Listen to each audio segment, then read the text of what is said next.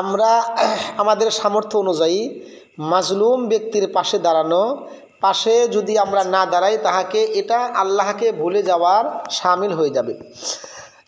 আল্লাহ রাব্বুল আলামিন কুরআনুল কারীমে অনেক জায়গায় আমাদেরকে তাকওয়া অবলম্বন করার নির্দেশ দিয়েছেন। সংক্ষেপে তাকওয়া হলো আল্লাহকে ভালোবেসে আল্লাহর ফরজগুলো আদায় করা, হুকুম আহকাম পালন করা এবং আল্লাহর ভয়ে তার নাফরমানি থেকে বেঁচে থাকা। আল্লাহ বান্দাকে তাকওয়া অবলম্বনের নির্দেশ দিয়ে বলেন, ইয়া আইয়ুহাল্লাযীনা আমানুত্তাকুল্লাহা ওয়াল তানজুর নাফসুম মা কদ্দামাত লিগাদিন ওয়াত্তাকুল্লাহ ইন্নাল্লাহা খাবীরুম বিমা তা'মালুন। অর্থাৎ আল্লাহ তাআলা মুমিনদের নির্দেশ দিচ্ছেন, তোমরা তাকওয়া অবলম্বন করো, প্রত্যেকেই আগামীকাল অর্থাৎ নিজের ভবিষ্যতের বিষয়ে ফিকির করো, সেদিনের প্রস্তুতি হিসাবে তোমার পক্ষ থেকে কি পাঠানো হয়েছে। আর আল্লাহকে ভয় করো, তোমাদের ছোট বড় প্রকাশ্য অপ্রকাশ্য যাবতীয় সব কিছু তিনি জানেন। সূরা হাসর 59তম সূরা 18 নম্বর আয়াত। এরপর আল্লাহ তাআলা বলেন, ওয়ালা তাকুনু কাল্লাযীনা নাসুল্লাহা ফাআনসাহুম আনফুসাহুম। যারা আল্লাহকে ভুলে গিয়েছিল তোমরা তাদের মতো হও না, ফলে আল্লাহ তাআলা তাদের কাছে তাদের নিজেদেরকে ভুলিয়ে দিয়েছেন। অর্থাৎ তারা যখন আল্লাহকে ভুলে গিয়েছিল তার শাস্তি স্বরূপ আল্লাহ তাআলা তাদের কাছে তাদের নিজেদেরকে ভুলিয়ে দিয়েছেন। ফলে এখন তারা নিজেরাই নিজেদেরকে চেনে না, নিজেদের কল্যাণ বোঝে না, এখন আর তাদের নিজেকে নিয়ে কোনো চিন্তা ভাবনা নাই। তারপর আল্লাহ তাআলা বলেন, উলাইকা হুমুল ফাসিকুন, এরা তো ফাসিক। অর্থাৎ যে আল্লাহকে ভুলে গিয়েছে এর শাস্তি স্বরূপ আল্লাহ তাআলা তাদেরকে তাদের নিজেদেরই ভুলিয়ে দিয়েছেন, এরা ফাসিক, তোমরা এদের মতো হও না। এখানে দুইটা বিষয় আমাদেরকে বুঝতে হবে। এক নম্বর, আল্লাহকে ভুলে যাওয়ার অর্থ কি? দুই নম্বর হলো এর শাস্তি স্বরূপ নিজেকে ভুলে যাওয়ার কি অর্থ। এক নম্বর, আল্লাহকে ভুলে যাওয়ার বিভিন্ন দিক রয়েছে। যেমন ক নাম্বার, তাওহীদ ভুলে যাওয়া। অর্থাৎ আল্লাহ আমার খালিক, আমার মালিক, তিনি আমার রব, সৃষ্টিকর্তা ও পালনকর্তা, তাই একমাত্র তারই ইবাদত করা জরুরি, সেটি ভুলে যাওয়া। আল্লাহই একমাত্র ইবাদতের উপযুক্ত, তিনি ছাড়া ইবাদতের উপযুক্ত কেউ নেই। আল্লাহর নির্ধারিত হকের মধ্যে অন্য কাউকে শরীক না করা, এ কথাই যদি ভুলে যায় এর চেয়ে বড় অপরাধ আর কি হতে পারে। এটা আল্লাহকে ভোলার সবচেয়ে বড় ক্ষেত্র। তাওহীদের একটি কালেমা লা ইলাহা ইল্লাল্লাহু মুহাম্মাদুর রাসূলুল্লাহ সাল্লাল্লাহু আলাইহি ওয়াসাল্লাম। তাওহীদের আরেকটা কালেমা হলো আশহাদু আল্লা ইলাহা ইল্লাল্লাহ ওয়াহদাহু লা শারীকা লাহ ওয়া আশহাদু আন্না মুহাম্মাদান আবদুহু ওয়া রাসূলুহু। তাওহীদের প্রথম কথা তো এটাই, আল্লাহই একমাত্র মাবুদ। কুরআনুল কারীমের মধ্যে এসেছে, ইয়্যাকা না'বুদু ওয়া ইয়্যাকা নাস্তাঈন, আমরা একমাত্র আপনারই ইবাদত করি এবং আপনার কাছেই সাহায্য প্রার্থনা করি। সূরা ফাতিহা প্রথম নাম্বার সূরা 4 নম্বর আয়াত। কাজেই তাওহীদ ভুলে যাওয়া হলো আল্লাহকে চূড়ান্ত পর্যায়ে এবং মারাত্মকভাবে ভুলে যাওয়া। এটার আবার খ নাম্বার হলো শরীয়ত ভুলে যাওয়া।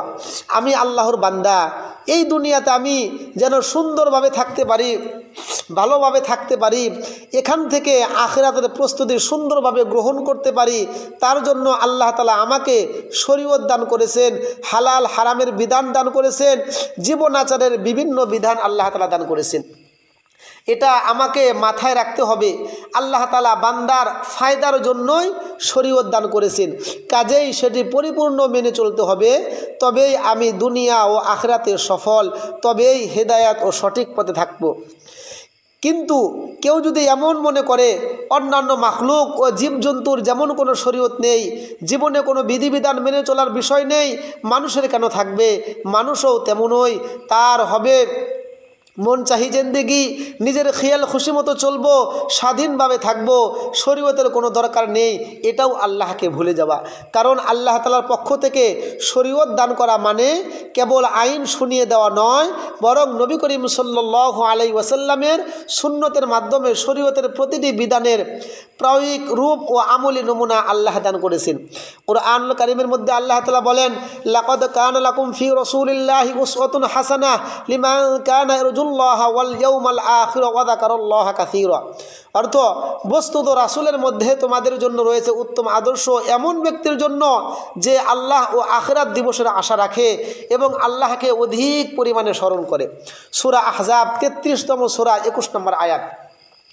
অর্থাৎ আল্লাহর প্রতি যার ঈমান ও বিশ্বাস আছে, আখিরাতের প্রতি বিশ্বাস আছে, তার জিন্দেগি মন চাহি ও খেয়াল খুশি মতো হতে পারে না। তার জন্য রাসূল সাল্লাল্লাহু আলাইহি ওয়াসাল্লামের জীবনে উত্তম নির্ভুল ও সুন্দর আদর্শ রেখে দেওয়া হয়েছে, সেটি দেখে দেখে তাকে চলতে হবে। কাজেই যে ব্যক্তি শরীয়তে ইসলামী ভুলে গেল, উসওয়ায়ে হাসানা ভুলে গেল, সে মূলত আল্লাহকে ভুলে গেল। তা আল্লাহকে ভুলে যাওয়ার এটার আবার নাম্বার আল্লাহর নিয়ামত ভুলে যাওয়া। অর্থাৎ যে আল্লাহর দেওয়া নিয়ামত ভুলে গেল সে আল্লাহকে ভুলে গেল। আল্লাহকে ভুলে যাওয়ার এটি আর এক কঠিন দিক। আল্লাহ তাআলা সরাসরি বলেননি যে তোমরা আল্লাহকে ভুলো না, বরং বলেছেন তোমরা ওদের মতো হও না যারা আল্লাহকে ভুলে গিয়েছে। এভাবে উপস্থাপনের মধ্যে অনেক ইঙ্গিত রয়েছে। একটি বড় নিয়ামত, আমার অস্তিত্ব প্রদান আমাকে দেওয়া আল্লাহ তাআলার একটা বড় নিয়ামত। হাত পা চোখ কান বাকশক্তি সহ যা কিছু তিনি দিয়েছেন পুরোটাই আমার জন্য নিয়ামত। যাদের এসব নিয়ামতের কোনো একটি কমতি আছে তাদের দেখেই তো বোঝা উচিত আমি আল্লাহ তাআলার কত নিয়ামত ভোগ করছি। নিয়ামতগুলো অনেক বড়, কিন্তু সহজে পেয়ে যাওয়ায় এটা আমার কাছে সাধারণ ও স্বাভাবিক মনে হতে পারে। জরুরি নিয়ামতগুলো কিন্তু সবার কাছেই আছে, পাশাপাশি প্রত্যেকের কাছে এমন কিছু বিশেষ নিয়ামতও আছে যা অন্যের কাছে হয়তো তুলনামূলক কম। এসব নিয়ামতের শুকর আদায় করা উচিত। এখন আমরা কিভাবে শুকর আদায় করব? এক নাম্বার, প্রথম শুকর আদায় করা তো এটাই যে তার উপর আমরা ঈমান আনব। 2 নাম্বার, তার দ্বীনের নুসরত করব, সাহায্য করব। কিভাবে সাহায্য করব? আমলের মাধ্যমে। 3 নাম্বার, তার শরীয়ত গ্রহণ করব এবং মেনে চলব। 4 নাম্বার, একমাত্র তারও ইবাদত করব। 5 নাম্বার, তার সঙ্গে কাউকে অংশীদার বানাবো না।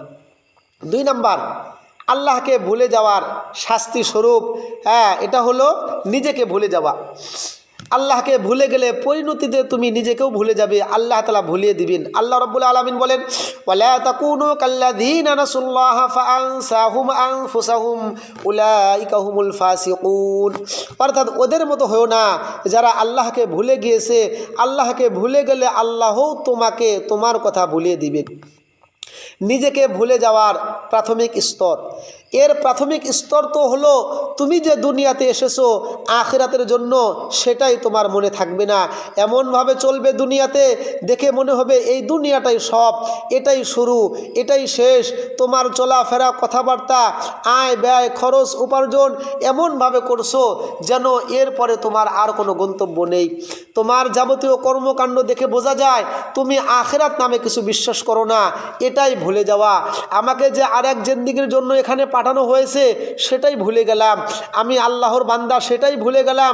ফিকিরই করছি না আল্লাহর সামনে দাঁড়ালে কি জবাব দেব, তিনি তো আমাকে জিজ্ঞাসা করবেন। এই পুরো পৃথিবীর আয়োজন কি আল্লাহ তাআলা আমার জন্য এমনিতে করেছেন? না, সব উপভোগ করব, কিন্তু আল্লাহর ইবাদত করব না, আল্লাহর বিধান মতো চলব না, আল্লাহর শরীয়ত মেনে চলব না, আল্লাহর নবীর সুন্নত মতো চলব না। অন্তত এটুকু তো স্মরণ রাখা উচিত যে আমার এসব করা জরুরি। তবুও মানুষ হিসাবে কিছু ভুল ত্রুটি হয়ে যাবে, তার জন্য তওবা করব। কিন্তু আমি যদি উদাসীন হয়ে থাকি, আখিরাতকে ভুলে থাকি, আল্লাহর বান্দা হওয়ার বিষয়টা ভুলে থাকি, তাহলে তো ভয়াবহ কথা। আমি মুমিন, কাজেই আমার জিন্দেগি অমুসলিমদের জীবনের মতো হতে পারে না। আমি ইনসান, আমার জিন্দেগি চতুষ্পাদ প্রাণীর মতো হতে পারে না। এ কথা যদি বলে থাকি, এটাই হলো কঠিনভাবে ভুলে যাওয়া। নিজেকে ভুলে যাওয়ারও বিভিন্ন স্তর রয়েছে। কিছু আছে একেবারে কঠিন স্তর। সব ধরনের ভুলে যাওয়া থেকেই বেঁচে থাকার চেষ্টা করতে হবে। এখন কথা হলো, কেন এরকম আমরা ভুলে যাচ্ছি? কেন তওবা করার কথা মনে পড়ছে না? তওবা করার কথা মনে না আসা তো আরও কঠিনভাবে আল্লাহকে ভুলে যাওয়া। নসিহতের পর নসিহত আসছে, কিন্তু কান থেকে ভিতরের দিকে যায় না, দিলের মধ্যে বসে না। এগুলো নিজেকে ভুলে যাওয়ার কিছু আলামত ও নিদর্শন। এখন নিজেকে ভুলে যাওয়া থেকে কিভাবে আমরা বাঁচব? কয়েকটি বিষয় মনে রাখলে বান্দার জন্য অনেক কিছু সহজ হয়ে যায়। সে নিজেকে ভুলে যাওয়া থেকে বাঁচতে পারে। নাম্বার সামনে থাকবে আখিরাত। আমি আল্লাহর মাখলুক ও বান্দা, দুনিয়াতে সব সময় থাকবো না এবং এটি চিরকাল থাকার জায়গাও না। সব সময় এখানে থাকার জন্য আমাকে পাঠানো হয়নি, আমার আসল ঠিকানা আখিরাত। কুরআনুল কারীমের মধ্যে ইরশাদ হয়েছে, ওয়া ইন্নাদ দারুল আখিরাতা লাহিয়াল হায়াওয়ান, বস্তুত আখিরাতের জীবনই প্রকৃত জীবন। সূরা আনকাবুত 29তম সূরা 64 নম্বর আয়াত। অর্থাৎ ওই জীবনে আসল জীবন, যার শুরু আছে তো শেষ নেই। আমাকে এই দুনিয়াতে পাঠানো হয়েছে সেই চিরস্থায়ী জীবনের প্রস্তুতি গ্রহণের জন্য। কারো অন্তরে যদি আখিরাতের ভয় থাকে, দুনিয়াতে তার যত বড় দাপট আর শক্তি থাকুক, সে বিনয়ী হবেই, যত বড় ক্ষমতাবানই হোক। কারো অন্তরে যদি এ কথা বিদ্যমান থাকে যে আমি আল্লাহর বান্দা, তার বিনয়ী হওয়া ছাড়া কোনো উপায় নেই। কারো প্রতি জুলুম করতে 10 বার ভাববে, এখন যদিও তার উপর আমার ক্ষমতা আছে, কিন্তু আল্লাহর সামনে দাঁড়ালে তখন কি হবে। এখন তাকে কিছু মানুষের সামনে একটা থাপ্পড় মেরে দিলাম, কিন্তু আল্লাহর সামনে যখন এর প্রতিশোধ স্বরূপ আমাকে থাপ্পড় মারা হবে তখন কি হবে। অসংখ্য অগণিত মানুষ সেদিন আমার এই থাপ্পড় খাওয়া দেখবে। এক এক জুলুমের পরিবর্তে আমার আমল নামা থেকে নেক আমলগুলো নিয়ে যাবে, তখন আমার কি দশা হবে। কাজেই এই কথা কখনো ভোলা যাবে না যে আমার এই জিন্দেগি মূল নয়, আখিরাতে আমার আসল ঠিকানা। এই জন্য আমাদেরকে ফিকির করতে হবে, আল্লাহ তাআলার কাছে চাইতে হবে।